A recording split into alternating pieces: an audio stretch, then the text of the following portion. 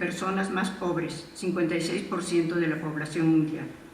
En México, el número de veces que es superior el ingreso medio del 10% más rico respecto al ingreso medio del 10% más pobre pasó de 26.8 en 2007 a 30.5 en 2011, siendo el país de la OCDE con mayor desigualdad. Las desigualdades económicas aumentan a medida que las pequeñas y medianas empresas se rezagan respecto a las más grandes en cuanto a ganancias e inversiones productivas. Mientras las grandes empresas han recuperado el acceso a los mercados de capital, las recién creadas y las pequeñas sufren por la restricción crediticia. Esto frena la recuperación del empleo y afecta a las perspectivas económicas a largo plazo. La crisis, lejos de afectar a los individuos con muy alto patrimonio, les ha permitido aumentar sus fortunas a costa del empobrecimiento de la mayoría de la población mundial. En 2012, a pesar de la inestabilidad económica y del lento crecimiento del PIB mundial, en particular en la eurozona, tanto el número de individuos muy ricos en el nivel mundial como su riqueza registraron nuevos máximos. Su número creció 9.2%, llegando a 12 millones de personas. La riqueza agregada susceptible de inversión aumentó 10% y alcanzó 46.2 billones de dólares, superando en 2012 su máximo histórico, 42.7 billones en 2010. Lo anterior refleja, entre otras cosas, que la remuneración de los ejecutivos ha recuperado y en algunos casos superado los niveles que antecedieron a la crisis, acentuando la asimetría en la distribución del ingreso. En Alemania y Hong Kong, por ejemplo, la remuneración promedio de los directores ejecutivos de empresas grandes aumentó más de 25% entre 2007 y 2011. En Estados Unidos, en 2011, los directores ejecutivos de las empresas más grandes ganaron en promedio 508 veces más que un trabajador promedio de ese país. La subordinación de la inversión productiva a las exigencias del mercado financiero, o en otras palabras, el desplazamiento del capital de la esfera productiva a la especulativa en busca de mayores rendimientos, favoreció la maximización del valor accionario a corto plazo vía distribución de las ganancias y recompra de acciones por encima de los proyectos de inversión real que reditúan solo a largo plazo.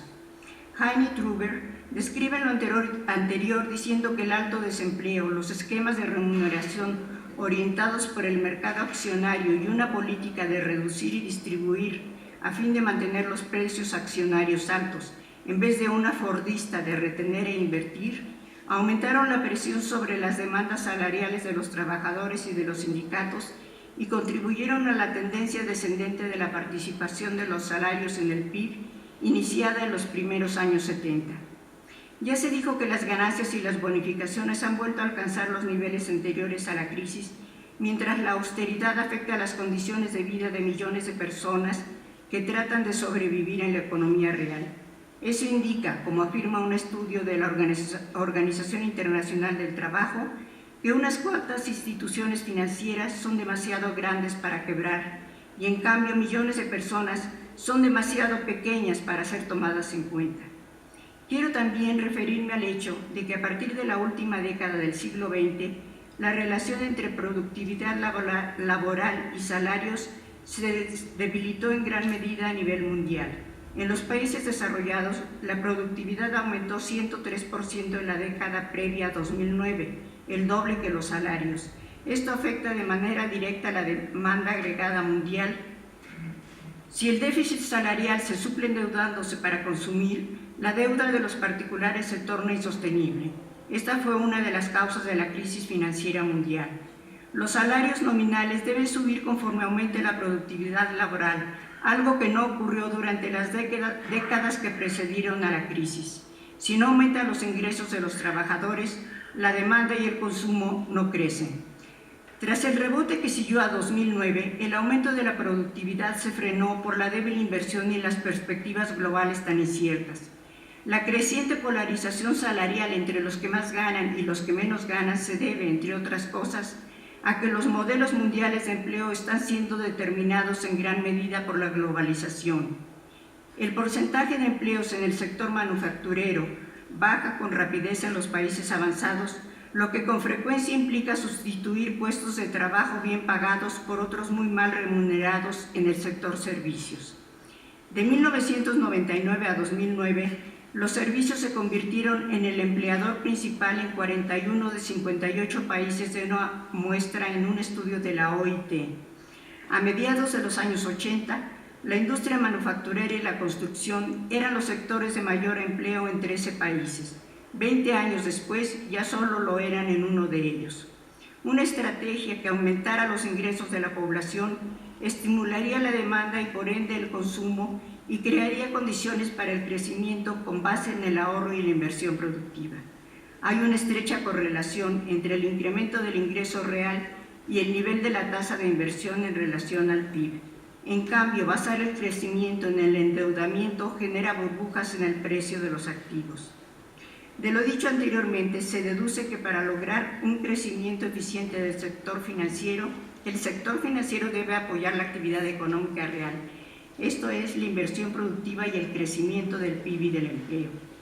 Para ello se requiere hacer de la política fiscal el detonante de un desarrollo incluyente, un mecanismo para la redistribución. Lograr eso solo será posible mediante una reforma fiscal progresiva que permita un mayor gasto en infraestructura, educación, salud pública, programas sociales, innovación y apoyo a las pymes. Alicia Bárcena, secretaria ejecutiva de la CEPAL, sostiene que deben analizarse con cuidado los efectos que tendría sobre la desigualdad cada instrumento fiscal que se proponga en una reforma. Por ello, gravar los activos de los bancos aumentaría en gran medida la recaudación. Como era de esperarse, la austeridad, recortar el gasto público y aplicar impuestos regresivos no ha conseguido frenar los déficits fiscales o estimular la inversión, lo que indica la imperiosa necesidad de cambiar de rumbo. El gasto en desarrollo social, combinando el aumento de la progresividad en los impuestos con programas sociales, es el principal mecanismo mediante el cual se obtiene un efecto redistributivo tangible. Sin embargo, en la mayoría de los países no hay perspectivas de una reforma fiscal progresiva.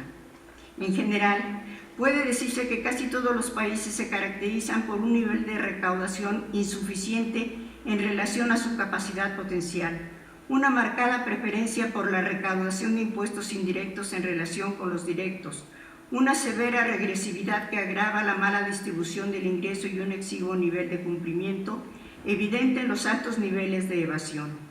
La causa principal de los bajos ingresos fiscales es la reducida base tributaria que refleja importantes ingresos de los que se ve privado el gobierno debido a tratamientos fiscales preferenciales que benefician de manera desproporcionada a los contribuyentes de más altos ingresos.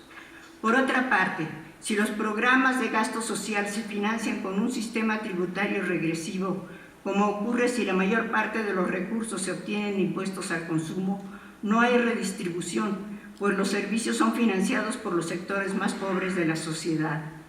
En los países en desarrollo, en los que hay una gran discrepancia entre la riqueza de un grupo relativamente pequeño que domina las estructuras sociales, políticas y económicas del Estado, y una mayoría que vive a nivel de subsistencia o está por debajo de él, difícilmente puede haber progresividad. Al menos durante los últimos 20 años en el nivel mundial, la política tributaria se ha orientado a aumentar la participación de los impuestos al consumo en los ingresos tributarios totales. Aplicar el IVA por igual a toda la población sin considerar su nivel económico constituye una carga mayor para quienes perciben menos ingresos y que por tanto dedican al consumo de bienes indispensables el total de sus recursos, en tanto que a medida que el nivel económico aumenta, el consumo de ese tipo de bienes va siendo menor respecto al ingreso. Para mejorar las perspectivas de la inversión productiva y para que haya un crecimiento eficiente, los sistemas fiscales deben favorecer la inversión real y no la inversión financiera y las ganancias de capital. Los problemas de estancamiento económico, desempleo y subempleo, desigualdad, pobreza e injusticia social se deben al modelo de globalización desarrollado en las últimas 3 décadas, modelo que debe ser sustituido por uno en el que sus beneficios se compartan de manera equitativa. Por último, quiero referirme a las empresas transnacionales como grandes evasoras de impuestos. La crisis financiera global hizo evidente la serie de malos manejos y abusos que originaron quiebras bancarias y el debilitamiento fiscal de varios gobiernos. Es así que los grandes déficits presupuestales y la irritación popular parecen haber logrado que los gobiernos se decidieran a tomar medidas enfocadas en las actividades de esas empresas. Como se quiere alcanzar la consolidación presupuestal, algo muy complicado en las actuales circunstancias, esta es una forma de expandir la base tributaria. Sin un intercambio de información fiscal con otros países, las empresas transnacionales evaden al fisco, dispersan utilidades y ocultan ganancias mediante complejas y sofisticadas técnicas contables, conocidas como ingeniería o planeación fiscal, consistentes básicamente en acudir a paraísos fiscales o usar en forma excesiva las exenciones fiscales de algunos países. A causa de ello, a nivel mundial, las transnacionales dejan de pagar cantidades millonarias a sus respectivos fiscos. Hasta ahora, agujeros legales y unos 4.000 acuerdos fiscales bilaterales han hecho de eso un proceso legal. Lo más grave es que, como apuntan Chavagnó y Palan, cito, si todos los grandes bancos nacionales y extranjeros están presentes en al menos 15 paraísos fiscales, no es solo para poder participar así en los mecanismos del fraude fiscal. El desarrollo de los centros financieros extraterritoriales a partir de 1960 se inscribe en la dinámica del capitalismo contemporáneo. Sin los paraísos fiscales, la mundialización económica contemporánea no podría funcionar. Termina la cita. Como reacción ante la forma de actuar de las transnacionales, el secretario general de la OCDE, Ángel Gurría, presentó en 2013 el Plan de Acción sobre la erosión de la base tributaria y el traslado de ganancias.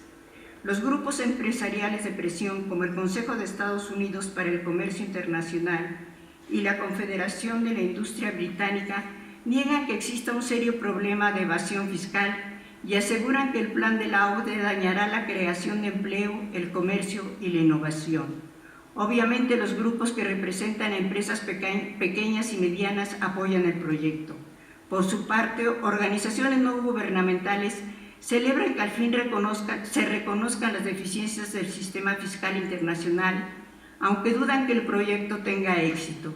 Solo lo tendrá si se imponen medidas de control realmente efectivas y a nivel internacional. Si el plan lo aplica solo un grupo de países, no tendrá efecto. Otros grandes evasores son los funcionarios gubernamentales y sus familias. En momentos en que varios gobiernos fustigan a sus respectivos pueblos con drásticas medidas de austeridad, es incalificable que grandes corporaciones aprovechen las fallas del sistema fiscal para evadir impuestos. Considerando que los volátiles flujos de capital internacional desestabilizan la economía real de los países emergentes y en desarrollo, y sobre todo a raíz de la publicación del libro de Piketty, ha cobrado actualidad el tema de establecer un impuesto internacional sobre las transacciones financieras. Pero ya en 1936, John Maynard Keynes había lanzado esa idea con el propósito de frenar los vaivenes de las bolsas de valores, a las que desde entonces comparó con un casino. Años después, su discípulo James Tobin retomó ese plan ante la necesidad de reducir la especulación con divisas tras la caída del sistema de Bretton Woods. De todo lo dicho se desprende que es imprescindible abandonar las políticas macroeconómicas que condujeron a la crisis, según las cuales la prioridad de la política monetaria es controlar la inflación y la de la política fiscal reducir el déficit. En vez de eso, el empleo y el alivio de la pobreza deben ser parte medular de las estrategias económicas nacionales y globales. Para concluir, unas palabras acerca de la maestra Ifigenia Martínez. Aunque indudablemente cada vez es mayor la participación de la mujer en múltiples áreas, considero que aún así, en lo concerniente a la economía, hasta ahora nadie ha podido emular y